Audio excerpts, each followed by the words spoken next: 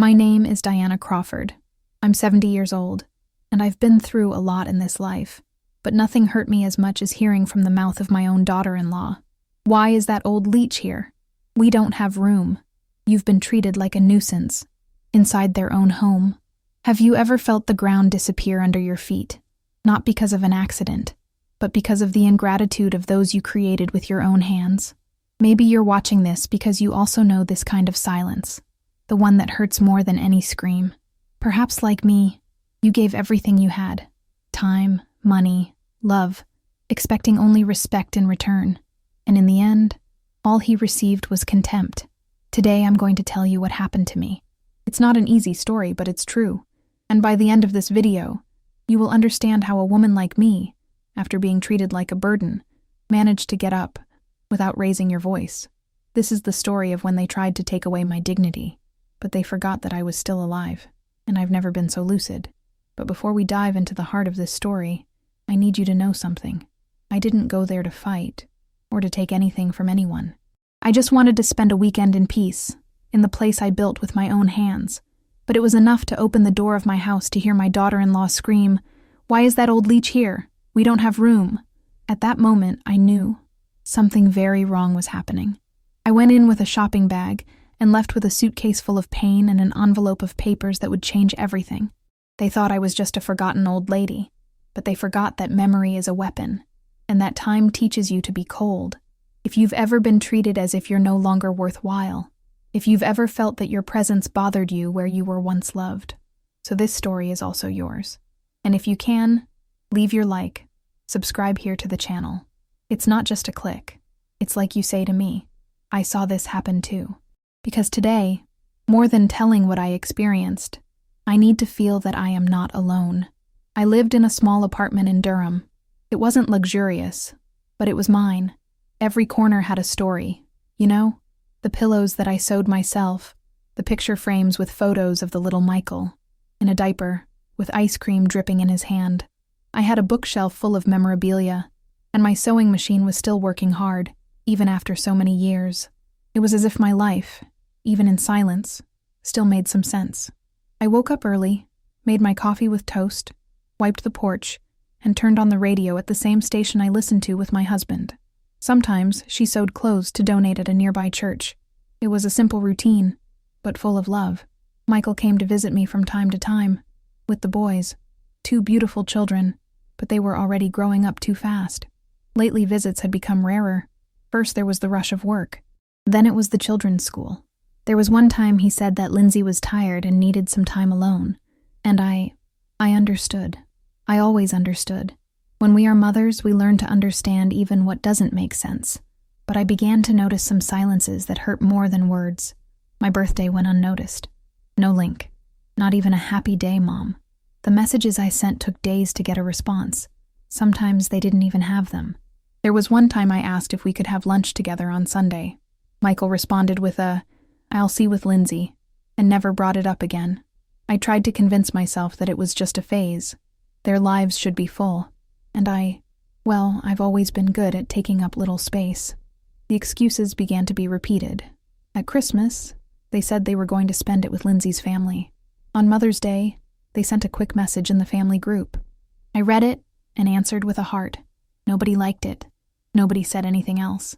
Even so, I continued doing what I always did, loving in silence. He sent gifts in the mail, paid for their health insurance, and helped with part of the children's school. I never made a point of recognition, but deep down, he expected at least respect. Because when we get older, what hurts the most is not loneliness. It is to be forgotten alive. There were days when I would spend hours looking out the window, waiting for the phone to ring. I found myself talking to myself with my husband's portrait.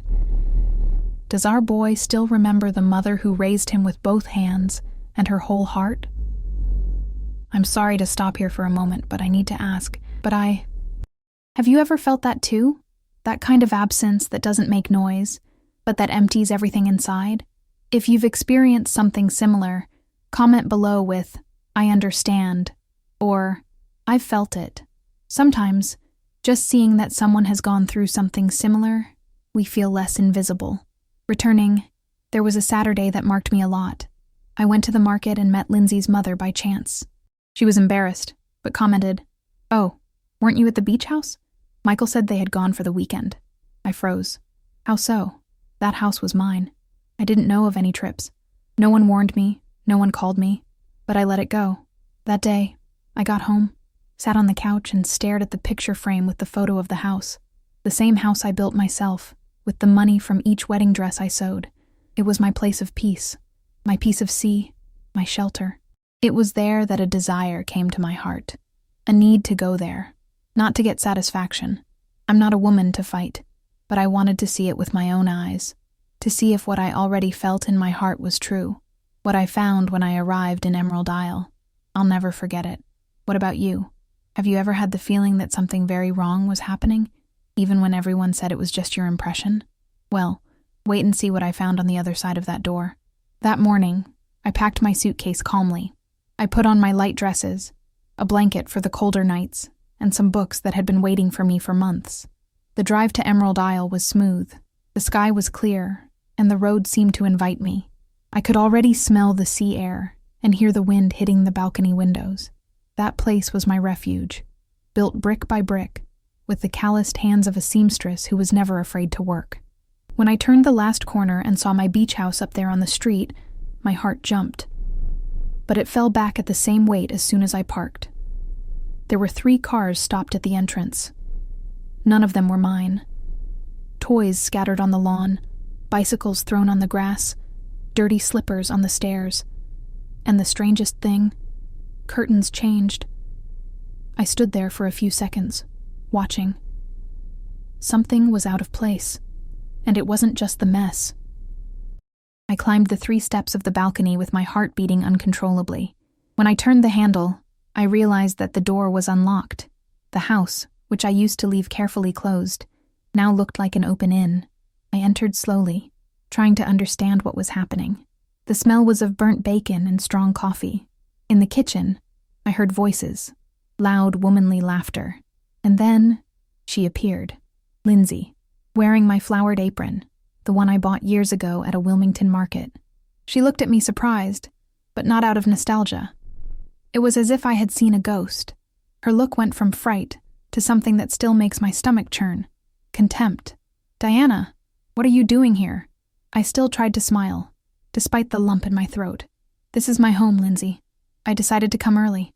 She leaned against the sink and crossed her arms. "Michael said we could stay as long as we wanted." Those words fell like stones. My son had given permission to use my house, without consulting me, without telling me. I looked around and saw my tablecloth changed, my dishes being used, cushions out of place, photos of me stored in a box in the corner of the room. It was as if I didn't exist, like I never put a dime into that foundation. "Where are my picture frames?" I asked in a trembling voice. Lindsay smiled sideways. "We thought it was better to keep it so as not to disturb the decoration." That hit me in a way I can't explain. I took a deep breath. I wanted to run, but I couldn't. The house was mine. And at that moment, something inside me broke. Or maybe you finally woke up. I didn't yet know that that visit would reveal something far worse than mess or rudeness. I had no idea what they had done behind those walls, but I was going to find out. And what would come next? It would change everything.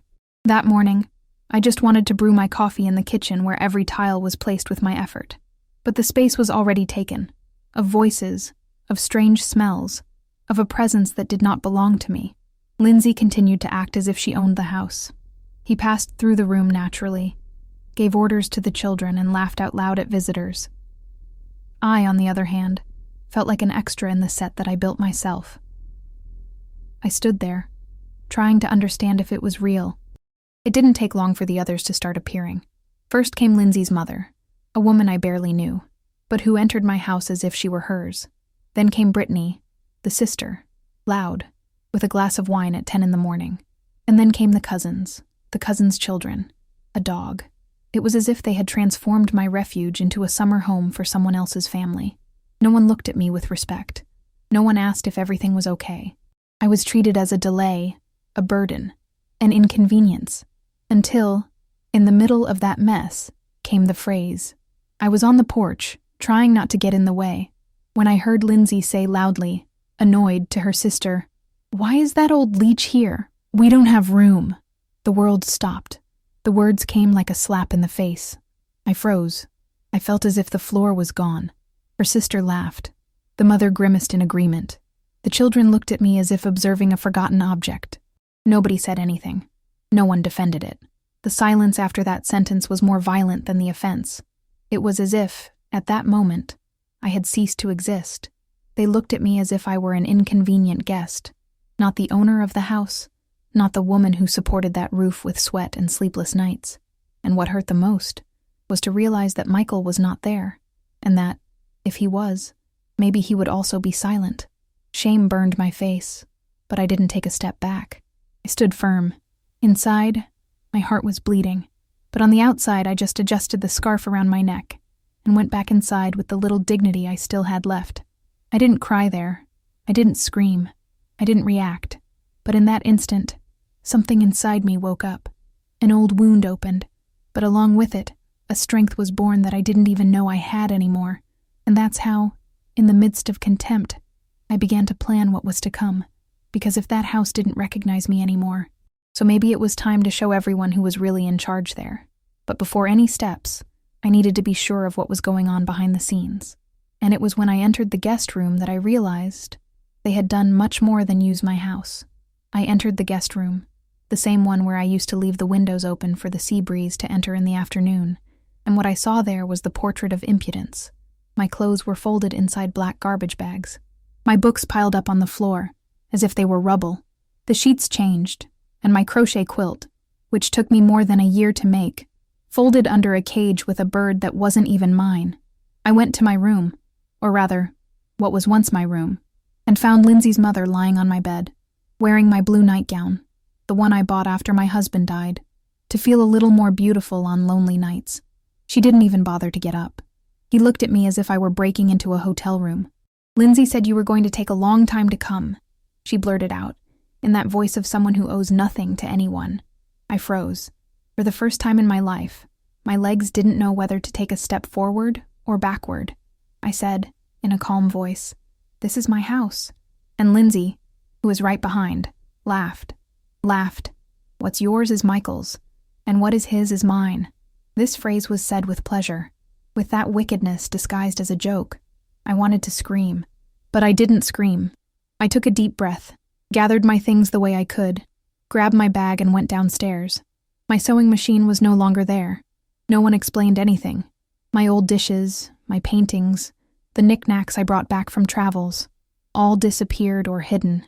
They let me leave with 2 bags and a coat on my arm. "We'll let you know when we can come back," Lindsay said at last, and the door was closed behind my back.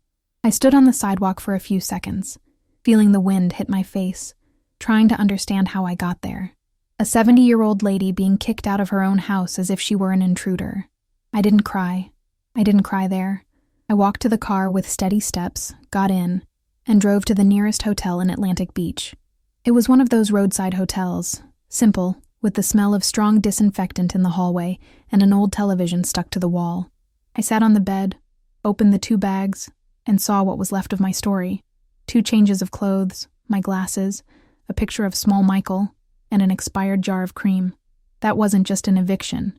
It was an attempt to erase my existence. And I'm here opening my heart, telling all this. If you're listening to me, leave a like on this video, subscribe to the channel.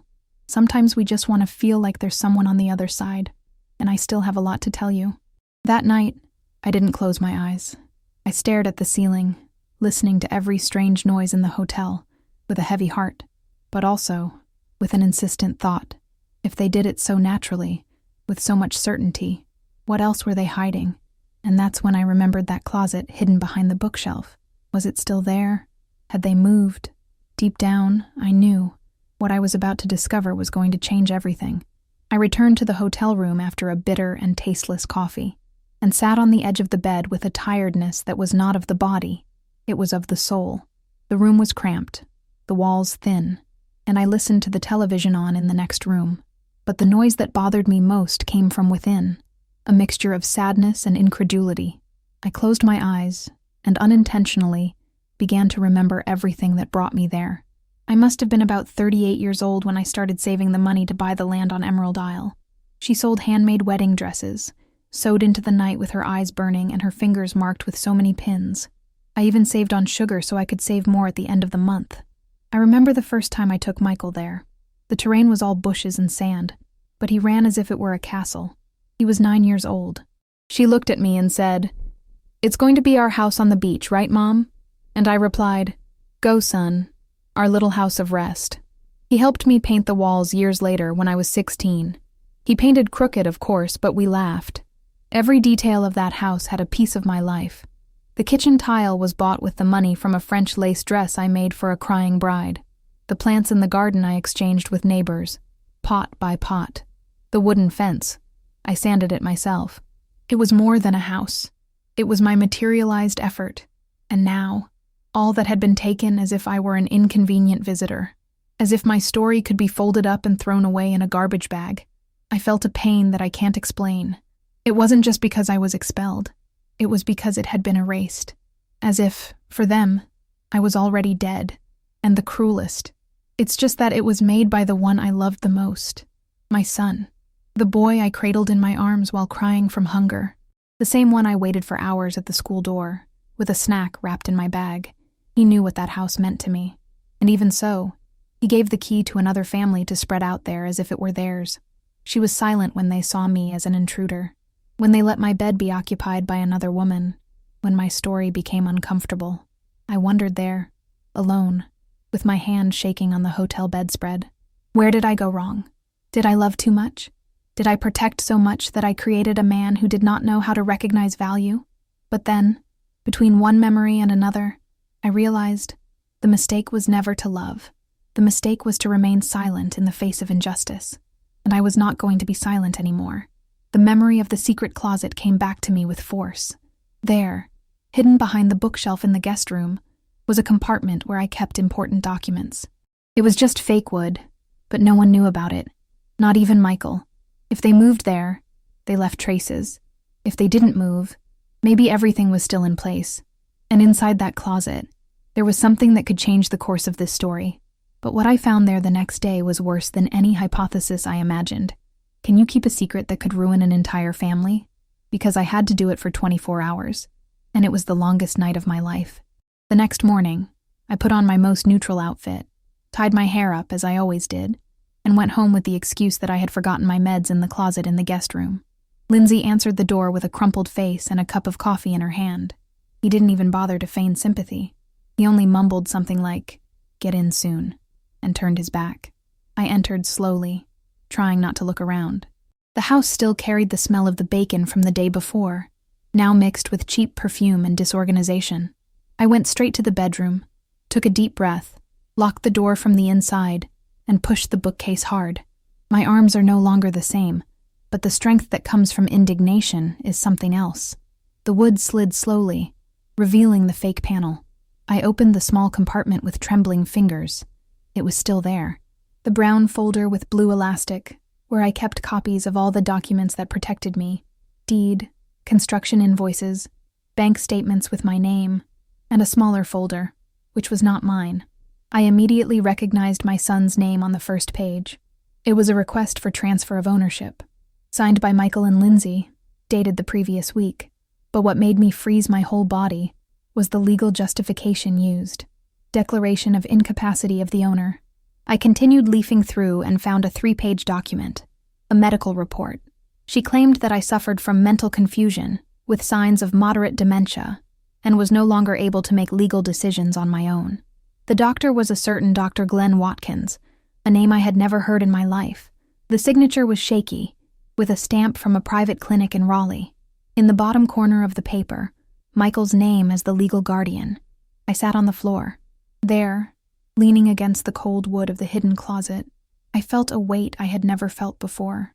I had already lost my husband, friends, youth, but never my sanity, never my conscience. I was always the woman who paid the bills before they were due, who organized the recipes in a plastic folder by color, who remembered the birthday of each person in the family, even when no one remembered mine. They wanted to take everything away from me, but not in a blatant way. It was a planned, cold betrayal. written on letterhead and stamped with the seal of justice. And this is where I need to tell you something. If you've made it to this point in history, don't let go now. Because what comes after is what really separates those who pretend love from those who understand what dignity is. There are things that not even time erases. And what I did after this discovery, it still moves me to this day. I put everything back with the care of someone who handles dynamite. I adjusted the bookshelf back, took a deep breath, and walked out of the room as if nothing had happened. Outside, the family was still laughing. The cousins were throwing themselves into the inflatable pool, and Lindsay was talking loudly on the phone. It was no longer my home. It was a theater, and everyone there had rehearsed the roles very well. They just forgot that the main character was still alive and about to rewrite the ending. I walked out the front door, with light shoulders and steady eyes, because there, between hidden papers and cold words, I found something they never imagined, proof that I was more lucid than ever. But what was I going to do with that? No one expected that, and before any step, I needed someone who knew laws, someone who knew my story, someone who, like me, has never forgotten what justice is. Do you want to know who this person was? So listen to what I'm going to tell you in the next part, because that's where everything starts to turn. I returned to the hotel with the briefcase pressed to my chest, but this time, I didn't cry. I didn't tremble. I didn't ask myself where I went wrong. Something in me had changed. What was once pain has become a kind of calm, almost cold force. It was as if my silence, which for so many years had been a shield, now became armor. I opened the folder on top of the hotel bed and started to separate everything. The false report, the attempted transfer of the house, the papers with date, stamp, signature. I read each line with steady eyes, and for the first time, I didn't feel sorry. I felt purpose. The next day, I woke up early and went to Morehead City, where I had a bank account since the time I bought materials for the construction of the house. I spoke to the manager, a gentleman named David, who had known me for decades. I explained little. I just said that I needed to see my balance and move an amount urgently.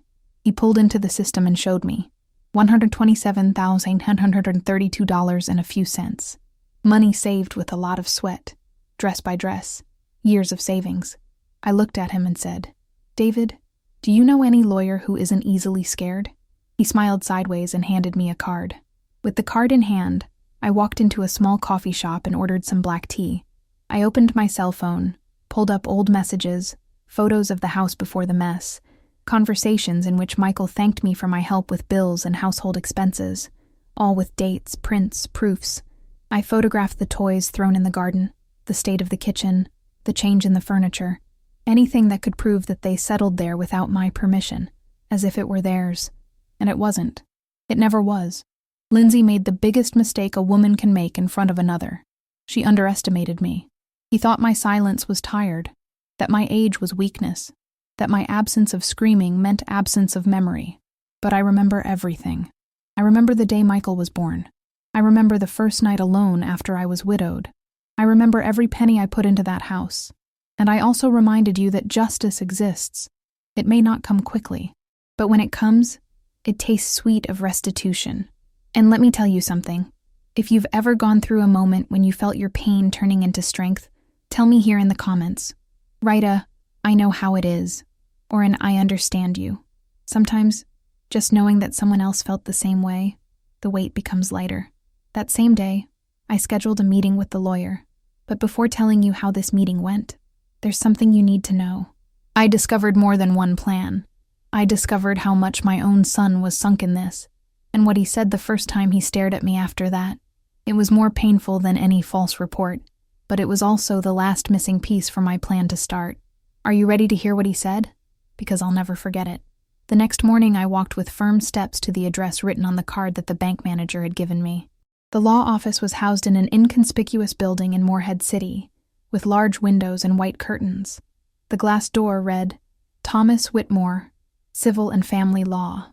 I entered with my heart racing, but my spine erect.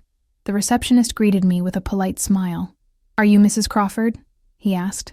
"I am." He accompanied me to a room with the smell of new leather and dark furniture. A few minutes later, he walked in, tall, gray hair, and a watchful eye.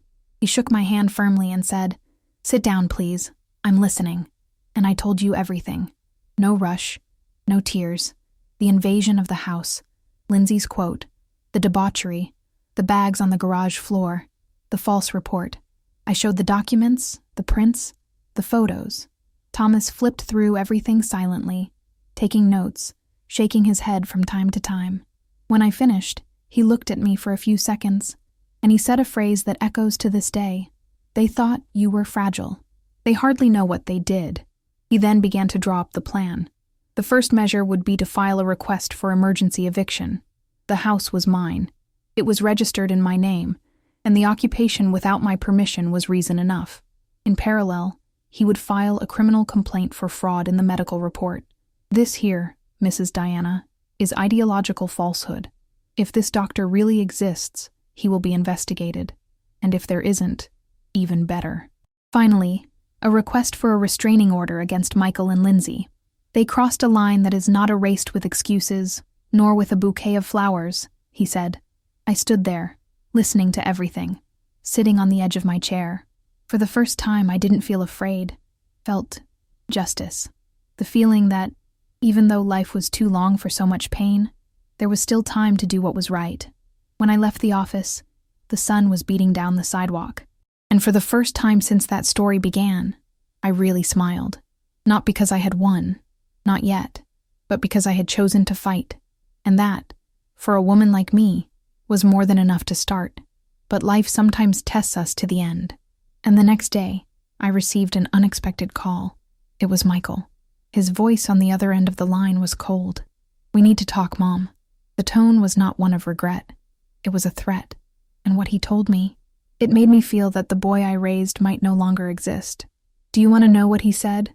So listen to me in the next part, because that's where I saw, with all the letters, who he really became. On Saturday, he finally showed up. He arrived driving a car that I had never seen, black, shining as if it had just left the dealership. He parked in front of my house, the one I built myself, and went down adjusting his jacket, as if he were going to visit a client. The boys ran up to him, hugged his legs happily, and he laughed, feigning normalcy. But I saw the discomfort in the back of his eyes. I saw the weight he was trying to hide behind that yellow smile. I was already sitting on the porch of the rented house, with the brown briefcase on my lap. He saw me from afar, hesitated for a second, and came walking slowly towards me. "Mother," he said with a rehearsed tone, "we need to talk." I didn't answer. I just got up, entered the house, and left the door ajar. He walked in behind me and stood in the middle of the room, as if waiting for me to take the initiative. I didn't offer coffee. I didn't pull up a chair. I opened the folder calmly, put the papers on the table and looked him in the eyes. "It was a misunderstanding. You know what Lindsay is like," he began, looking away. "She rushed in. We just wanted to make sure everything would be safe in case something happened to you." "Something like what?" I asked, my voice firm. "Like a made-up dementia? Like a forced hospitalization? How can I lose my rights to what I built?" Michael was silent. For a second, I could see the boy who once called me a hero, but that boy was buried under ambition, laziness, and fear. "Do you have any idea what you did, Michael? This here is a crime. This is treason. You lied about me. He took me out of my house. He let them treat me like garbage. And all why? Because I didn't want to wait to inherit what was already mine." He tried to explain himself. He said he was pressured, that Lindsay convinced him that it was the best, that he thought I wouldn't notice. "You've always been so good, Mom. I thought I would understand." That sentence cut me off. Understand? To understand that my own son thought he could steal from me in silence and that I was going to accept it out of love? If this piece of my life can become a mirror or a hug for someone, will it help me to carry it forward? Like and subscribe here to the channel. It makes more difference than you think, because there are a lot of people going through something similar and thinking they need to accept it quietly. I looked at him again. "You still live in my heart, Michael.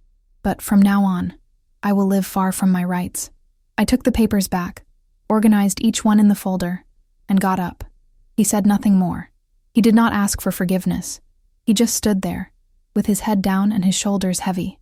For the first time, he seemed to understand that his mother was not fragile, and that justice, when it arrives with its head held high. But what he didn't know is that while he was talking to me, Thomas was already preparing the request to block the sale of the house, and that the next morning, something even more shocking would arrive in the family mail. Want to know what it was? Get ready, because even I was surprised by what came in that envelope. On that gray Sunday, Michael returned to the rented house, this time alone. He came without the boys, without the new car, without fanfare. He knocked on the door as if carrying an invisible suitcase of shame. I expected it. She had left the tape recorder on under the living room table, inside the sewing basket.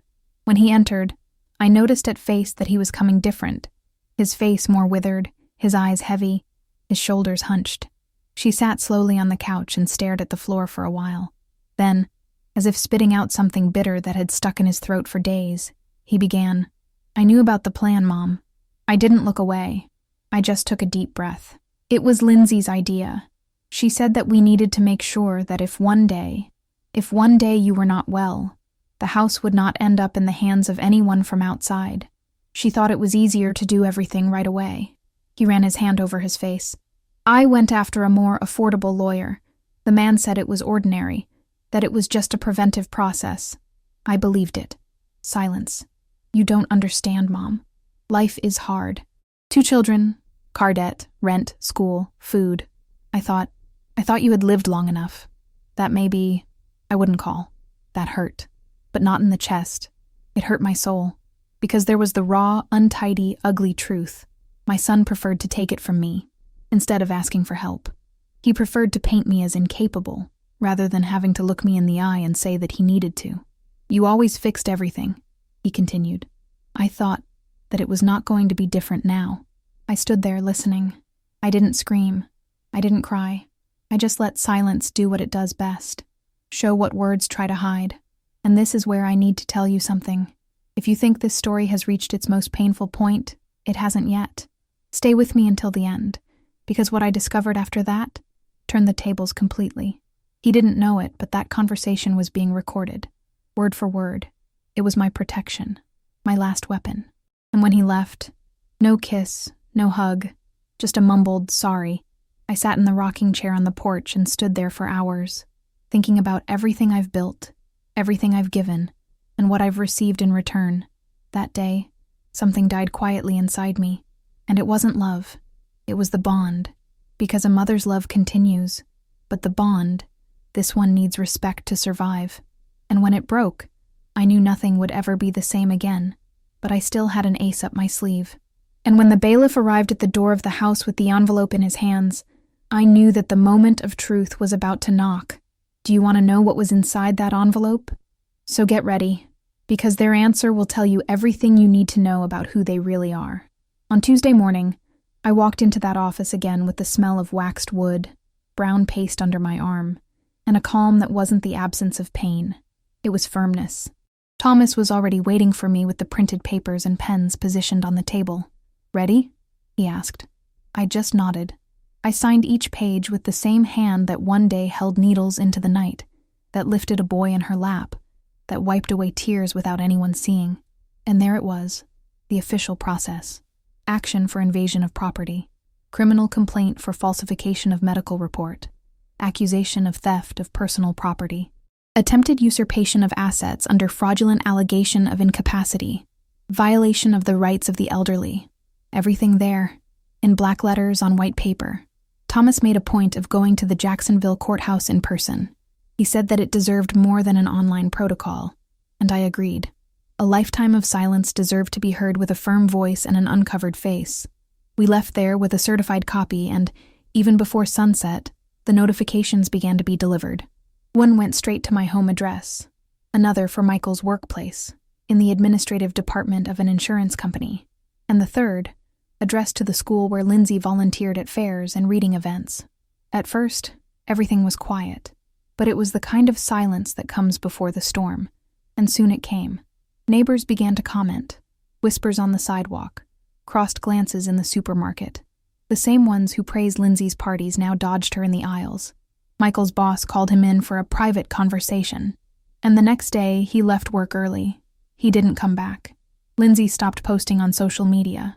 Her profile, which previously displayed photos of their house with inspirational captions, was left blank. The closest friends began to move away. No one wanted to mix with a story that involved a complaint of fraud against their own mother. It is curious how fragile the image of the perfect family is when built on lies. One crack, and it collapses entirely. And it was then, sitting on the porch of the rented house, watching the wind shake the pine trees, that I found myself thinking about how certain memories stick to us. I closed my eyes for a moment and saw the child, Michael, sitting on the living room floor, cutting out colored papers while I sewed. He made Happy Mom's Day cards with crooked glue and a hand-drawn heart. One of those cards I kept for decades in a little box. I still do. Sometimes we think that certain memories will warm forever, but they can also hurt, not for what they were, but for what they became. And let me ask you, do you have any memories that you carry to this day, those that hurt and warm up at the same time? Have you ever experienced something similar? Or have you ever heard a story like this? If you can, write here in the comments. Sometimes sharing a piece of our history is what helps sew the patches of the heart. But going back, on Friday afternoon I got a call from Thomas. Mrs. Diana, the answer from their lawyer has arrived, and I need to show you something. His voice was different. It was not a scare. It was something more serious. Can you come here now? I didn't ask what it was. I just grabbed my bag and went. And what he showed me in that envelope, it even stirred the memories that I thought were already buried. Are you ready to know what it was? So, hold on, because the next part is like a wound that never healed. And it was there that I discovered that Lindsay kept an old secret, long before she called me a leech. That morning, the sky was covered with heavy clouds, as if the world had understood that this was no ordinary day. I woke up early, drank my coffee in silence, and stared at the clock, as if waiting for a visitor I never wanted to receive, but knew I needed. When Thomas's car pulled up to the sidewalk of my house, yes, my house, I took a deep breath. Behind him came the car with 2 police officers and the bailiff. They went down with a firm posture, documents in hand, and walked to the gate with the security of someone who knows what they are doing. Lindsay was in the kitchen when she saw the cars. I was wearing one of my robes, the light blue one made of Turkish cotton, which I kept only for the cold days by the sea. She stopped in the middle of the room, coffee cup in hand, and froze. Veronica, her sister, was on the couch, with her legs crossed and her cell phone in her hand, as if nothing could touch her.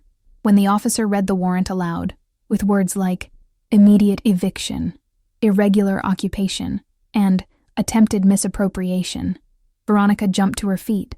"This is abuse against the elderly," he shouted, pointing his finger. But no one there was hearing screams. Thomas only extended the folder with the evidence. The officer remained calm, and the bailiff continued. "You have 30 minutes to collect your personal belongings. Nothing that appears in the owner's records can be taken." I watched everything from the balcony. His hands trembled a little, but his heart was finally beating with dignity. With each step taken by them inside that house, I felt that I took back what they had taken from me. Respect. Michael arrived minutes later. He parked in a hurry, got out of the car out of breath, trying to talk to everyone at the same time. "Can we talk? Is there a way to solve this without all this scandal?" Thomas didn't even answer. He just pointed to the policeman and said, "Now it's up to him." While the bags were being packed, I saw Lindsay trying to hide a large toiletry bag inside her sister's backpack. Something caught my attention. I asked the officer to check. Inside, among makeup and perfume bottles, were my mother's jewelry, the ones she left me in a velvet wrap, which I had kept hidden in the bedroom closet since the day she left. The policeman wrote everything down. "That's a mistake!" Megan, Lindsay's mother-in-law, began to scream. "These jewels are my family." But the document with the inventory of the jewels was there, in the process, and one of the pieces, an antique cameo with engraved initials, was unmistakable. The policeman made the record and returned the pieces to me. At that moment, I understood that justice has many forms, and sometimes it wears a uniform. The children ran from one side to the other, confused, watching the house being dismantled. I felt a tightness in my chest for them. They were not to blame, but maybe one day, when they grow up, they will understand the value of truth and the silence of those who wait for time to act. Veronica cried in the corner of the room, saying that this was going to be expensive. Lindsay was screaming on the phone, trying to reach someone who never answered, And Michael was leaning against the wall of the porch, his gaze blank. He didn't say a word to me. He didn't look me in the eye. Perhaps he knew there was nothing more he could say. I remained there, sitting, with the blanket on my knees and the brown briefcase on my lap. It was the same scene as in the beginning, but now, the plot had changed. It was no longer the old Leech being expelled from her own house. It was the woman who returned, who fought. That proved who she was. But there was still a piece missing from this puzzle, because at the bottom of that process, there was a detail that no one noticed.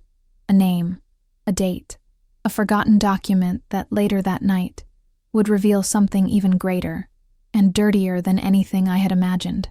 Want to know what it was? So get ready, because this next part, it will hurt even those who have never gone through anything like it. The morning after the eviction, the silence inside the house was almost sacred. I walked through the rooms as if touching the scars of a body that survived. The kitchen had become mine again.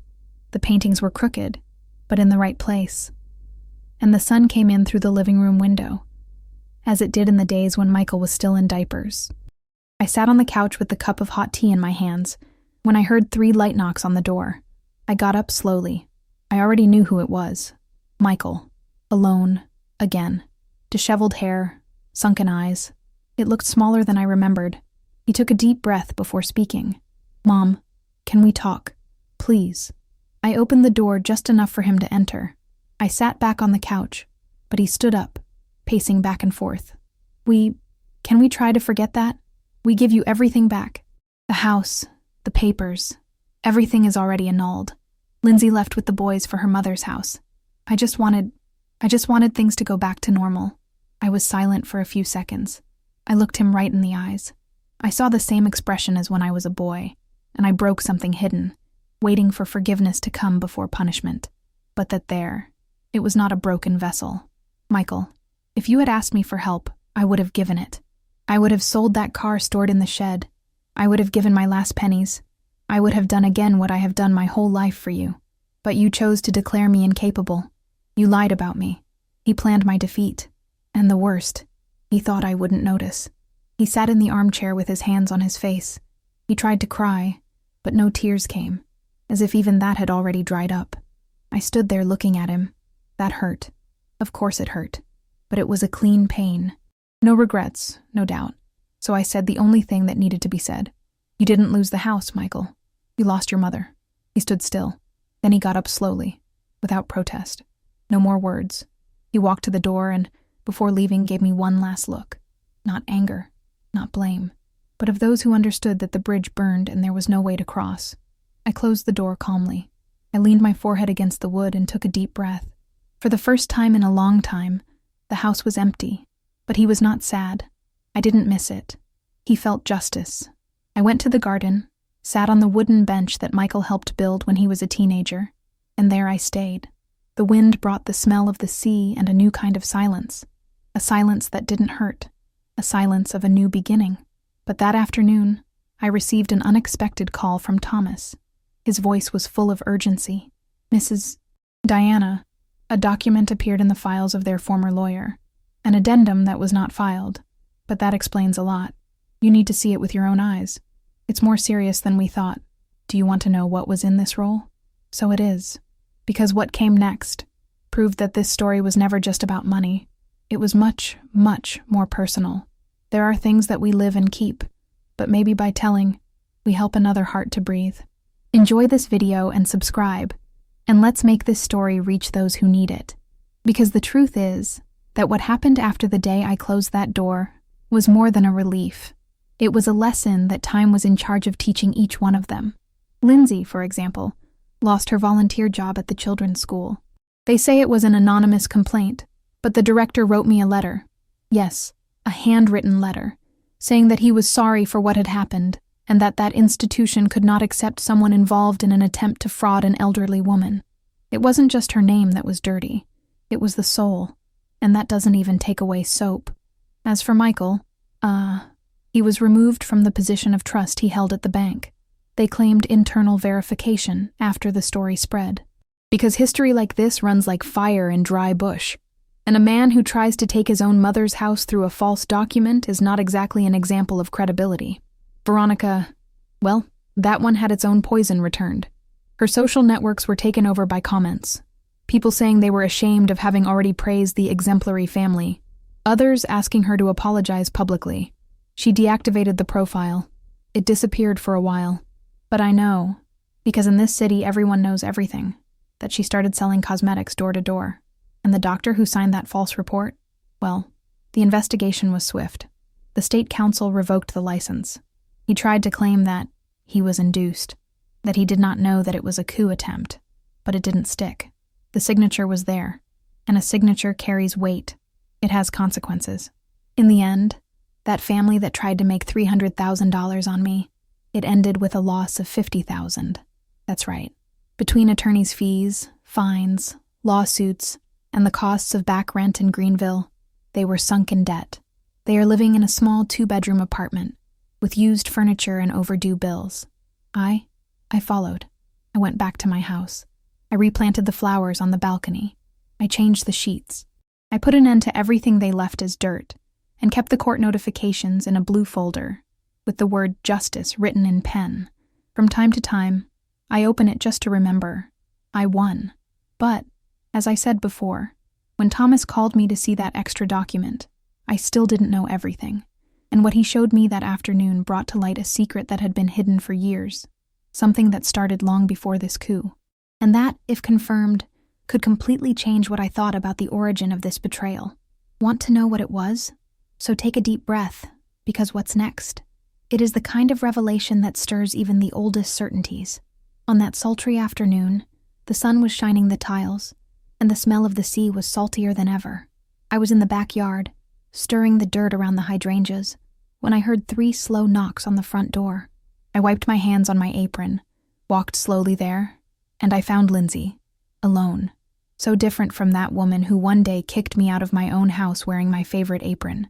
She was thin, haggard, her eyes sunken and her face marked by a fatigue that was not only physical, it was soulful. He had in his hands a small leather bag, one of those old ones, which I recognized at the time. "Diana, I came to apologize," she said, her voice low, almost failing. "I brought your jewelry, all. They are here, and I need to tell you, it was all my idea. Michael just followed me." I was silent for a few seconds. I looked at her from top to bottom, not with arrogance, but with the firmness of someone who has seen a lot. I opened the door slowly and nodded. She went in. She sat in the chair in the living room uninvited, because there, at that time, there was no tea, no comfort, only truth. She opened the bag and placed, one by one, the pieces on the table.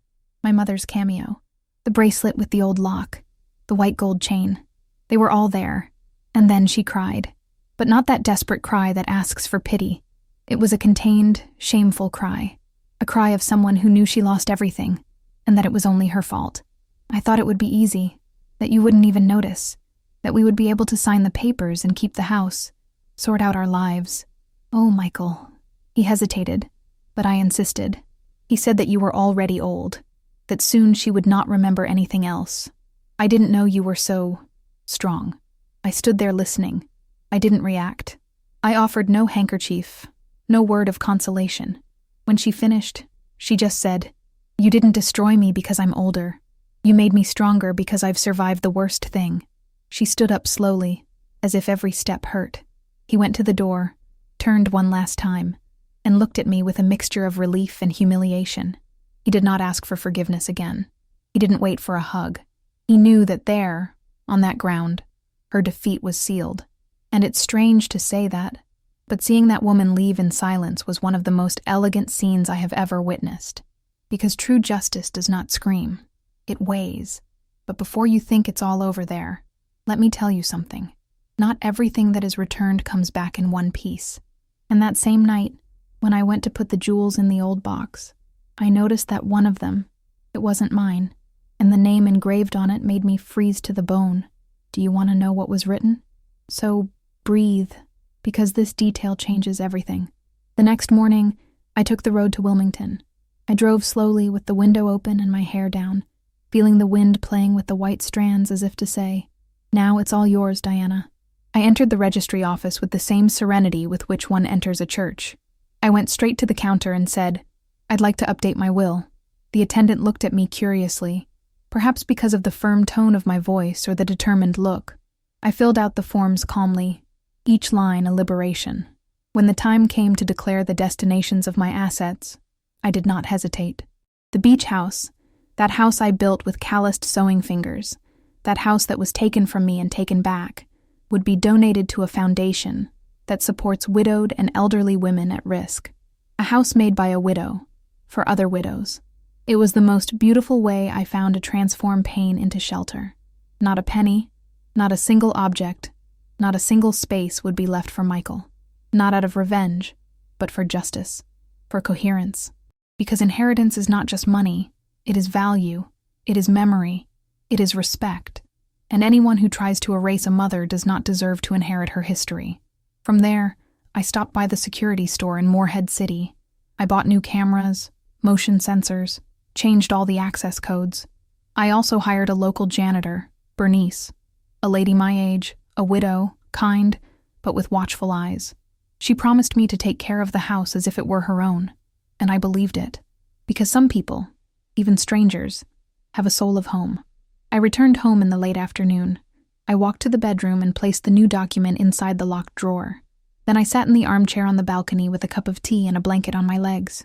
For the first time in decades, I felt that this house was not an extension of my pain, nor the altar of my sacrificial past. It was now a sanctuary of mine, from a woman who was once a mother to the bone. And now it was, at last, just herself. You know, sometimes we spend a lifetime trying to be everything to others. Mother, wife, grandmother, fortitude. But there is a time when all we need is just being what's left of us. And in this new phase, I chose to be left in peace. But before this story finds its last page, there is one last reunion that you need to witness, because a letter arrived, days later, and inside of it, there was something I never expected. Do you want to know what you had written? So wait for me, because the end of this story, it is more surprising than any forgiveness. That morning, the sky was milky, as if the world had been covered by a veil of silence. I put on my light coat, put on the easiest shoes to take off, and went to the beach. The sand was cold, damp, sticking to my feet with the affection of an old thing. It was autumn on Emerald Isle, and there wasn't a soul around. Just the sound of the waves, the biting breeze, and that smell of salt and memory that has always embraced me more than many people. I walked slowly, as if stepping on memories. There, between the pine trees and the sea, Michael had already run in a diaper, laughing at the birds. There, my husband taught me how to fly a kite. And there, later, I myself buried a piece of my youth. But that morning, it didn't hurt. I watched the sea break at my ankles, as if to say, "Okay, Diana, it's over." And it did, not to forget, but to heal. Because there are things that don't go away. It just stops weighing. And at that time, I understood something that may have taken me 70 years to understand. Love has never been the mistake. The mistake was to think that my silence was weakness. And he never was. I kept quiet because I loved it, because I chose to preserve. But today my silence has a different tone. Today, he is my choice, for peace, out of self-respect. I don't hold anger at anyone. Not Michael's, not Lindsay's, nor the girl I was, who said yes too much to please. Today, I look at her with tenderness, because even stumbling, she brought me here. The waves wet the hem of my pants, and I laughed. A light laugh, without an audience. That's when I realized, I don't need anyone to see me anymore to know that I exist. I don't need to be remembered to have value. I'm here, whole, owner of me. That's it. That is enough. There are those who spend their lives trying to be loved by everyone. But you know what? This is an illusion. It doesn't have to be loved by everyone, no. Just don't betray yourself anymore. And I didn't betray myself anymore. It was then that I saw an envelope in the mailbox on my way home. No sender. Only my name, written by hand, with that crooked handwriting of someone who hesitates. And in there was something that no sentence, no lawyer, no request for forgiveness could foresee. Do you want to know what that letter said? Just wait, because the words that were there can change everything you thought about repentance. That afternoon, I sat in the rocking chair on the terrace, with the sun gilding all around, as if the whole time apologized to me for the storms. The house was clean, silent, whole, like me. In my hand, my old porcelain mug, the one that resisted the hurricane, the falls, and the oblivions.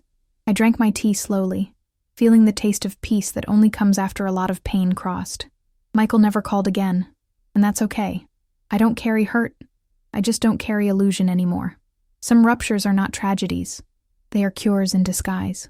Lindsay, they say, has returned to work as a caregiver for the elderly. Irony or justice, I don't know. But I like to think that maybe she's learning, as I did, that time gives everything back. Sometimes with a hug, sometimes with a lesson. Today, I am a woman remembered by me. And you know what? It's enough. I was good. I was betrayed. And now, I am free. And freedom does not scream. She sits next to us, in silence, like an old friend who knows what we went through. I learned that silence, when it comes after pain, is not weakness. It is strength that has matured. We spend our lives thinking that we need the other for real. And one day, he understands that it is enough not to abandon himself. Love did not destroy me. He shaped me. What destroys is the abandonment of oneself. And this one, I don't commit anymore. If you have stayed with me so far, listening to this story with an open heart, I thank you. Really. Because telling all this was not easy, but it helped me breathe deeper. If this story touched any part of you, leave a like someone who leaves a hug. And if you want to come back for another coffee, subscribe here to the channel. It will be beautiful to have your company again. Tell me in the comments which city you're watching, so we can create this conversation circle that crosses distances, and it activates the bell, okay? That way you don't lose when the coffee is brewed again. Now, don't go away yet. Listen to the next real story that will appear on the screen. Always remember, each wrinkle tells a story, and each story carries a strength. Watch the next video here on the channel with another incredible story.